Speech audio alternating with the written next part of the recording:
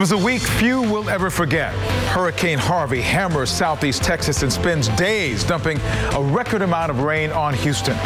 The pictures said it all about the dangers, about the extreme anguish felt by millions in our community, and about the spirit of Texans to help each other when our neighbors most needed it. Now's the time to recover for getting back to normal, and that means time for schools to reopen.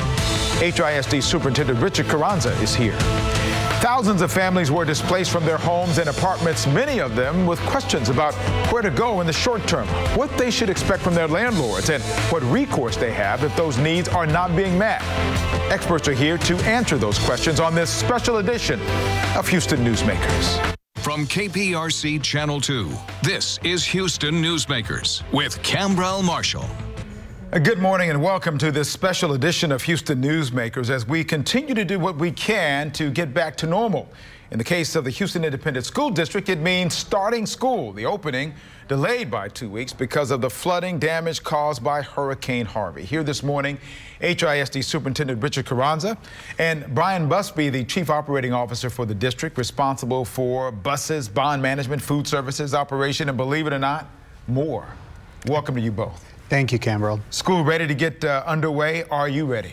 Let's get going. It's 2 weeks delayed, but tomorrow's going to be a big day for students, for staff, for our community. We return to a sense of normalcy. And I think maybe because of Harvey and because of the disruption that's been going on, this may be just what the community needs. You talk about normalcy. That's something that really is sorely needed right now. It's critically important. You know, I think we are working at breakneck speed to make sure that our buildings are safe, that they're clean, that they're viable facilities for teaching and learning to happen in those buildings.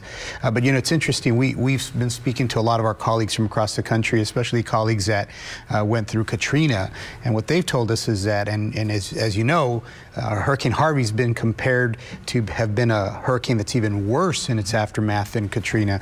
But our folks are telling us that went through Katrina that it took them at least 6 months to get schools back in order. So, you know, the fact that we've been delayed for 2 weeks, I think says a lot to the can-do spirit of Houston and HISD. And Brian, one of your roles is dealing with a lot of the facilities in HISD, the challenge of getting ready. What's been the biggest challenge in trying to analyze what schools are ready and what schools aren't, and how long it might take to get those schools that aren't ready, how long it might take to get them ready?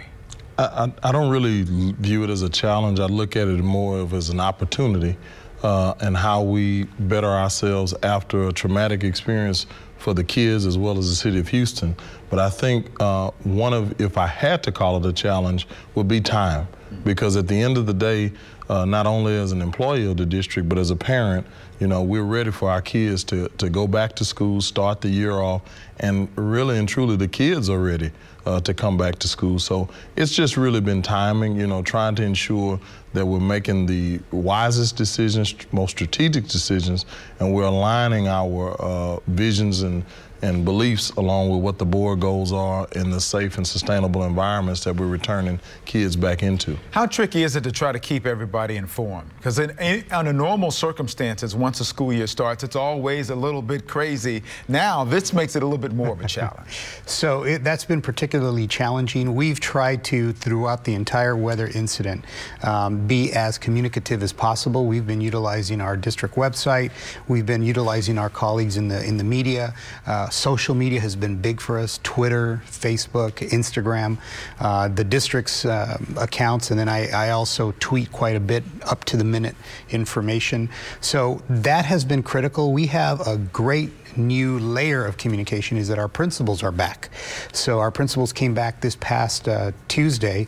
So now they are communicating directly with their communities as well, and that's critically important because they know how to activate the PTO email chains, and the teachers are out communicating. So we are trying to be as transparent and open and as timely as possible in our communication. Brian, the buses seems to be, the transportation part seems to be you look at it not as a challenge. I look at it as crazy going on. What is the tricky part in trying to determine where those students are? Because things have been changed now because of where the schools are opening or not opening.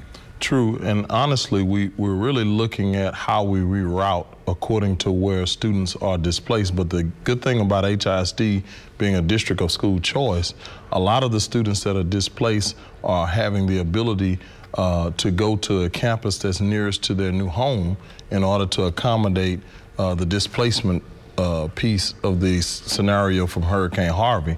So for us, it's just understanding who our bus riders are, where they are, and how we need to reroute to pick them up. And we're going to adjust to do what we need to do. Hilliard Elementary on the northeast side, one of those schools had several feet of water inside of it. We had our cameras inside there. It won't be open for quite some time, we're told. Talk about the kinds of issues that school has. Why is it going to be closed for this period of time, and what's it going to take to get it back, and how many other schools are like that? Well, Hilliard is in a unique group of about 17 campuses that are going to have an extended time from the superintendent's goal of September 11th.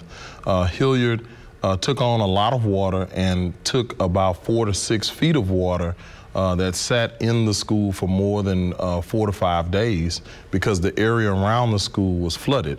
The part about getting Hilliard back to where it needs to be involves a very intense drying out process, which is part of the remediation that we're doing, which takes about 4 to 6 weeks, where we're cutting walls open to ensure that the antimicrobial disinfectant is applied to all of the studs, barriers, and foundation of the building.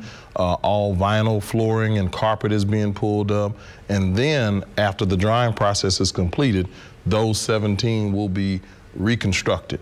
So there are some strategic decisions around how we're doing that, and the relocating of those schools to accommodate school needing to happen for the Hilliards is also occurring on the academic side. Superintendent, now let's talk about once you get people back in the school, inside the schools, there's some learning that has to take place.